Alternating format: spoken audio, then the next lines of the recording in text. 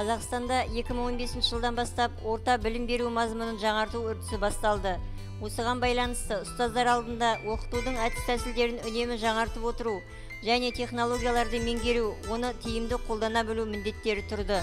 Мемлекетіміздің білім беру үдерісіне енген жаңартылған білім беру аясында өрлеу біліктілікті арттыру ұлттық орталығы акционерлік қоғамының филиалы Ақтөбе облысы бойынша педагогикалық қызметкерлердің біліктілігін арттыру институтының жоспарына сай жаңартылған білім беру аясында орыс тілін оқытудың өзекті мәселелері тақырыбында дөңгелек үстел ұйымдастырылды. Дөңгелек үстелге жаңартылған білім беру бойынша біліктілікті арттыру курсында оқып жатқан орыс тілі мен әдебиеті пәні мұғалімдері қатысты. Курс тренері, кәсіби дамуды психологиялық педагогикалық жетілдіру кафедрасының аға оқытушысы Сансызбаева Қарлығаш Зарлықовна алғы сөзінде шараның мақсатымен таныстырды.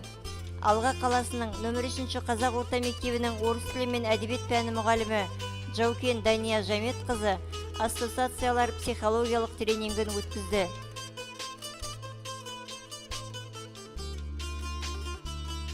Ақтөбе қаласы нөмірі 11 орта мектеп гимназиясының орыс тілі мен әдебиет пәні мұғалімі Көптеуова Раш Сартаевна жаңартылған білім беру аясында орыс тілінде оқыту тақырыбында баяндама жасады. Екілтау орта мектебінің мұғалімі Абдрахманова Алиба Бақытжановна бастауыш сыныптың орыс тілі сабағында критериалды бағалауды қолдану тақырыбында шебер класс көрсетті.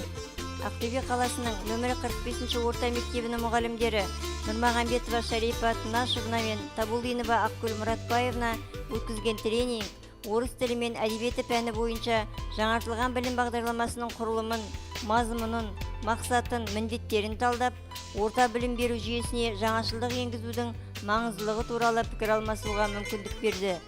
Дөңгелек үстел соңындағы рефлексияда педагогтер еркін пікірлесіп, орыс тілі мен әдебиеті пәнін сапалы оқытуда инновациялық үрдістерді тиімді қолданудың маңыздылығын атап өтті.